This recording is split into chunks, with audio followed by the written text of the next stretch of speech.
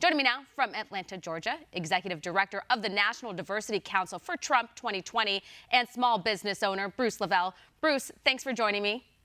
Thanks for having me, Steph. Thank you. Bruce, as you know, many on both sides are calling this the most important vice presidential debate in American history. I would agree with that, at least in my lifetime. But the question is, did this move the political needle? I think that if you were on Harris's side, you're going to stick with that with Pence as well. But there is a small percentage of people that are still undecided, and these debates actually do matter. Yeah, that's true. And let me tell you something. You know, when the vice president kept asking her to answer the question about stacking the courts, and she danced around. But most critical part of what the VP told her, or what he stated, was the fact that her record on incarceration of black men and how her and Vice President Biden, former Vice President Biden, how his record correlates together on his mass incarceration record. So listen, Steph, at the end of the day, she's answering the way she has to. Remember, both of these candidates are linked to pay to play. They are linked to special interests and lobbyists. So they have to answer according to that base who funded their campaigns, who controls them. So in all honesty, she was being honest because she can't answer because she's controlled. Yeah. We're definitely going to keep hearing people ask her that question. And we know Biden will continue to dodge it and Harris will continue to dodge it because they're trying to play both sides. When it comes to VP Pence's performance, I thought it was top notch. It wasn't overbearing. He was very confident. It's kind of what I expected. He's very consistent when it comes to his speeches and debates. As for Harris, I'll give her credit. I thought she actually performed pretty well, but she's still very unlikable. I think she's actually more unlikable than Hillary Clinton, if that's even possible. And the Democratic primary voters showed us that she was unlikable because she didn't make it past the primary. Yeah, and once again, there's a lot of tape out there. You remember in the primaries how she called out Joe's connections to racist individuals and how she ran that real emotional debate about how Joe Biden bussed her as a brown girl across town and basically called out Joe's racist past and his connectivity to racist organizations. So, that's out there, Stephanie, and there, you're going to see more of that come out. And, the American people are like, wait a minute, how did you change within a few months now that Joe's the greatest since apple pie? Yeah. And a lot of people were keeping a close eye on the moderator. Her name's Susan Page.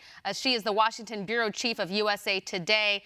A lot of people were hoping that we wouldn't hear much more about her as we did Chris Wallace in the first debate, where he was supposed to be invisible, he wasn't, and then it ended up him kind of debating Trump at times during that debate. That being said, I thought Susan did a pretty good job of staying neutral. There were definitely times where she cut Pence off more than Harris, and there were articles written about that, how much more she cut off Pence than Harris.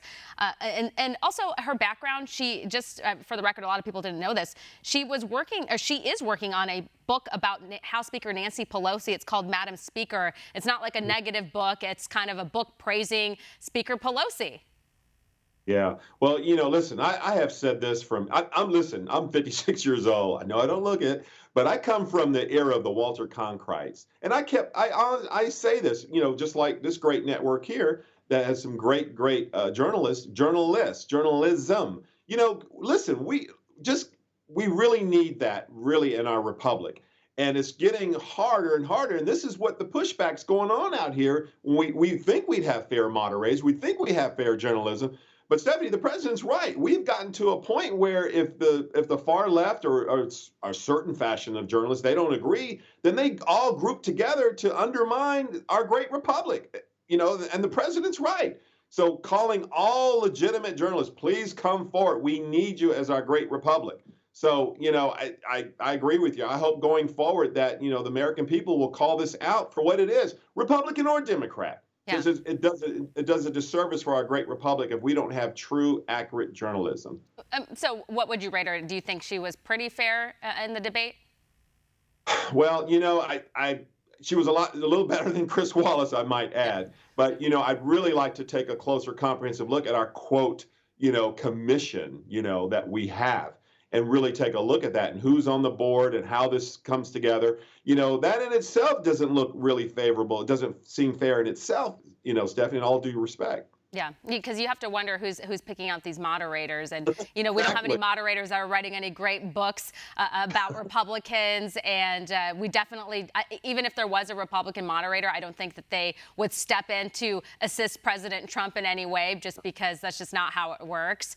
That being said, COVID-19.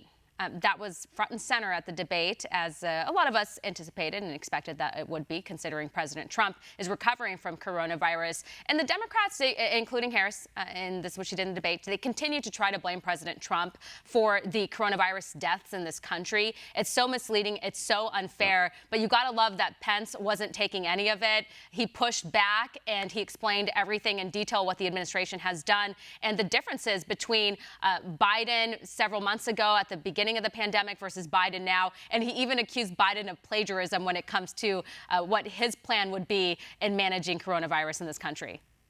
Yeah, well, they don't really have a plan. And thank God they are mimicking or plagiarizing the president's plan for the coronavirus battle, with the VP at the helm of that, and did a great job. Listen, we have 100+ million tested, and I've never in my lifetime, I'm a military kid. We got, shots every time we travel all over the country. I've never seen a vaccine expedited so fast and quick the way this administration is pulling. And, I was surprised they didn't talk about the surplus of ventilators.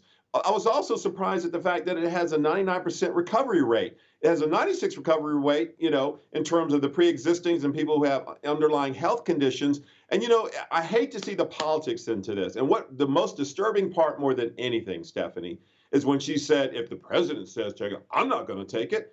What planet? The president of the United States, the leader of the free world, is saying, listen, we've got this approved. He's got all his advisors from CDC or what have you, says this vaccine is safe, and he comes out and does a national broadcast to tell the American people this is safe, and she's going to tell me if it comes from him, I'm not going to take it. That's crazy. And that in itself tells you right there that Kamala Harris is not qualified to be on that stage, let alone to be a candidate by any means necessary. It's crazy, Stephanie. Yeah, well, she's playing politics, and that's what Pence called her out for on the stage. But she did say that, and she said it multiple times, that she wouldn't take a coronavirus vaccine, suggesting like Trump's in a lab creating the vaccine by himself, and then he's going to force it onto the American people. Not that there's some sort of process, and then it would be approved, and then the health experts would recommend it. And so there are a lot of people who listen to Harris. Obviously, she's a very influential politician in this country. So if she's going to doubt the vaccine, she could be endangering lives in this country. Yeah, and that right there in itself told the American people why that ticket, the Biden-Harris candidate ticket, has no place in our great republic. And that's why President Trump will prevail again based on a very strong record. We've gone through this pandemic, had the lowest black unemployment, the lowest unemployment, record stock market. Stephanie, gas is $1.90 a gallon, low interest rate, fastest homeowner uptick in black homeownership in this last quarter, 3.2%. They missed that. They want to talk about those accomplishments.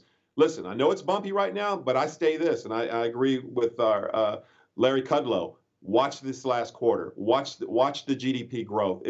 Get ready when these doors open.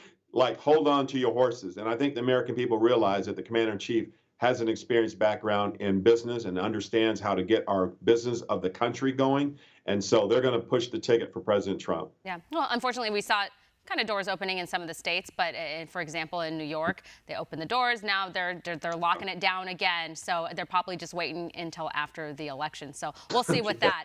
I'm just speculating. But yeah. It is kind of convenient. It is. Well, Bruce, we're going to have to leave it here. Thank you. Yeah, thanks for having me. Want to see more videos like this? Click on the link below and subscribe to One American News on YouTube, and call your cable provider and kindly demand that One American News is added to your lineup. Call and subscribe today.